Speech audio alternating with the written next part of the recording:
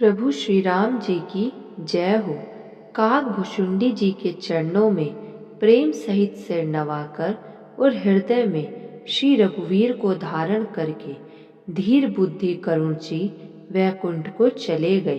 हे गिरिजे, संत समागम के समान दूसरा कोई लाभ नहीं है, पर वह संत समागम श्री हरि की कृपा के बिना नहीं हो सकता, ऐसा वेद और पुराण गाते हैं। मैंने यह परम पवित्र इतिहास कहा, जिसे कानों से सुनते ही भव पाश छूट जाते हैं और शरणागतों को कल्प वृक्ष तथा दया के समूह श्री राम जी के चरण कमलों में प्रेम उत्पन्न होता है। जो कान और मन लगाकर इस कथा को सुनते हैं, उनके मन, वचन और कर्म, शरीर से उत्पन्न सब पाप नष्ट हो जाते हैं।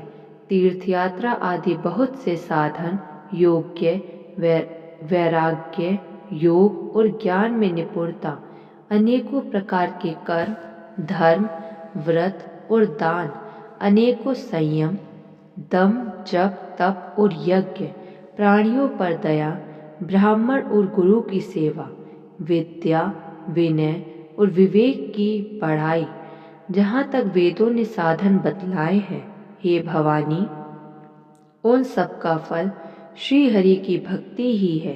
किंतु श्रुतियों में गाई हुई वह श्री रघुनाथ जी की भक्ति श्री राम जी की कृपा से किसी एक ने ही पाई है।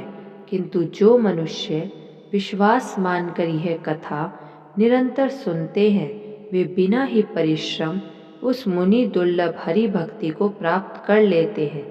जिसका मन श्री राम जी के चरणों में अनुरक्त है, वही सर्वज्ञ है, वही गुणी है, वही ज्ञानी है, वही पृथ्वी का भूषण, पंडित और दानी है, वही धर्म परायण है और वही कुल का रक्षक है।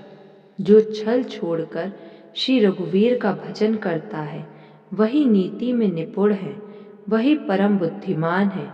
उसी ने वेदों के सिद्धांत को भली भांति जाना है। वही कवि, वही विद्वान तथा वही रणधीर है। वह देश धन्य है जहाँ श्री गंगा जी है। वह स्त्री धन्य है जो पातिव्रत धर्म का पालन करती है। वह राजा धन्य है जो न्याय करता है, और वह ब्राह्मण धन्य है जो अपने धर्म से नहीं डीगता।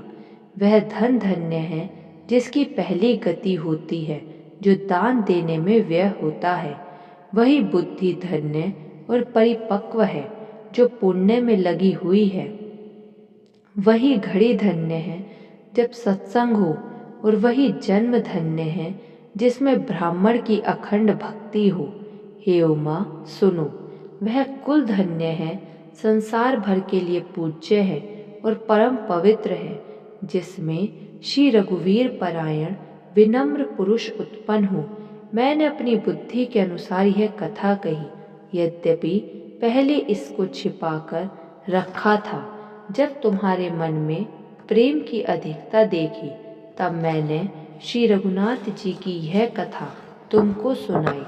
यह कथा उनसे ना कहनी चाहिए जो धूर्त हों, हठी स्वभाव के हों और श्री हरि की लीला को मन लगाकर ना सुनते हों।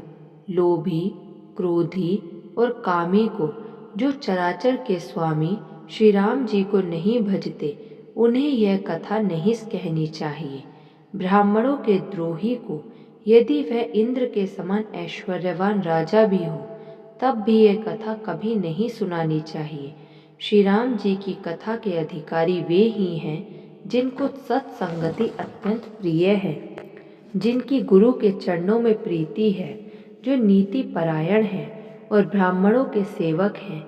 वे ही इसके अधिकारी हैं, और उसको तो यह कथा बहुत ही सुख देने वाली है, जिसको श्री रघुनाथ जी के प्राण के समान प्यारे हैं।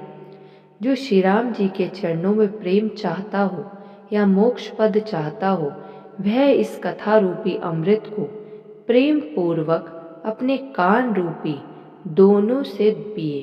हे गिरिजे, मैंने कलयुग के पापों का नाश करने वाली, मन के मैल को दूर करने वाली राम कथा का वर्णन किया।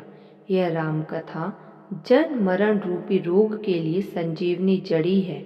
वेद और विद्वान पुरुष ऐसा कहते हैं। जय श्री राम।